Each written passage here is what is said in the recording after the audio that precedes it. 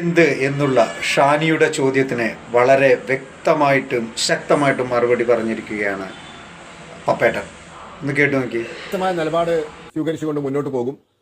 ഞങ്ങളുടെ കാഴ്ചപ്പാട് ഇന്ന് പാർട്ടിയുടെ മുതിർന്ന നേതാവും MLA-യുമായിട്ട് ശ്രീ വി മുരളീധരൻ വ്യക്തമാക്കിയിട്ടുണ്ട്. സർക്കാരുമായി വികസന കാര്യങ്ങളിൽ സഹകരിക്കും. പ്രതിപക്ഷമായിട്ടും മറ്റു പ്രതിപക്ഷമായിട്ടും വികസന കാര്യങ്ങളിൽ സഹകരിക്കും. കേരളത്തിന്റെ വികസനം എന്ന വിഷയത്തിൽ രാഷ്ട്രീയം മാറ്റിവെച്ച് സഹകരിക്കാൻ തയ്യാറാണ്. എന്നാൽ എതിർക്കേണ്ട കാര്യങ്ങളെ ശക്തമായി എതിർക്കുകയും ചെയ്യും. ഞങ്ങൾക്ക് ഞങ്ങളുടേതായ നിലപാടുകളുണ്ട്. ആദ്യമായിട്ടാണ് ഒന്നിലധികം അംഗങ്ങൾ നിയമസഭയിൽ വരുന്നത്.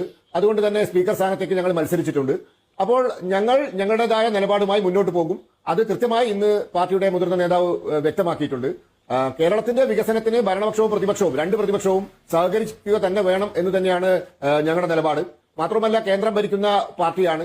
അപ്പോൾ കേന്ദ്ര സർക്കാരുമായി സംസ്ഥാന സർക്കാർ സഹകരിച്ചു പോകണം, ഒരു ഏറ്റുമുട്ടലിന് പോകാതെ സഹകരിച്ചു പോകണം. അങ്ങനെ പോയി കേരളത്തിന് ആവശ്യമായ കാര്യങ്ങൾ നേടിയെടുത്ത് നമുക്ക് മുന്നോട്ട് പോകണം. കേരളത്തിന്റെ വികസനം യാഥാർത്ഥ്യമാക്കണം എന്ന് തന്നെയാണ് ഞങ്ങളുടെ സങ്കല്പം.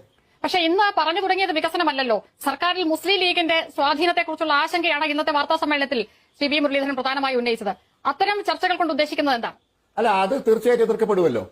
മുസ്ലിം ലീഗിന്റെ ഭാഗത്തു നിന്നും അനാവശ്യമായ സ്വാധീനമുണ്ടായാൽ, സമ്മർദ്ദമുണ്ടായാൽ അതിനെ എതിർക്കണമല്ലോ. അതിനെ എതിർക്കാതിരിക്കാൻ മാർഗമില്ലല്ലോ. നേരത്തെയും 2011-16 കാലഘട്ടത്തിൽ BJPക്ക് കേരള നിയമസഭയിൽ അംഗങ്ങൾ ഇല്ലാത്ത കാലത്തും സർക്കാരിൽ മുസ്ലിം ലീഗ് ചെലുത്തുന്ന അനാവശ്യമായ സമ്മർദ്ദത്തെ ഞങ്ങൾ എതിർത്തിട്ടുണ്ടല്ലോ. അതിലൊരു വിട്ടുവീഴ്ചയില്ല. അതിന് മുമ്പ് എതിർത്തിട്ടുണ്ടല്ലോ. UDF ഭരണത്തിലുള്ള സമയത്തൊക്കെ ഞങ്ങൾ ആ കാര്യങ്ങൾ ഉയർത്തിപ്പിടിച്ചിട്ടുണ്ടല്ലോ. 2016 ഞങ്ങൾക്ക് ഒരു MLA ഉണ്ടായപ്പോൾ UDF അല്ല ഭരണകക്ഷി. ഇന്ന് വീണ്ടും UDF അധികാരത്തിൽ വന്നിരിക്കുന്നു. സ്വാഭാവികമായിട്ടും അതിനെ എതിർക്കും. അതാണ് പറഞ്ഞത്, എതിർക്കേണ്ടതിനെ എതിർക്കുക തന്നെ ചെയ്യും. അക്കാര്യത്തിൽ ഒരു വിട്ടുവീഴ്ചയില്ല എന്ന് പറഞ്ഞത്.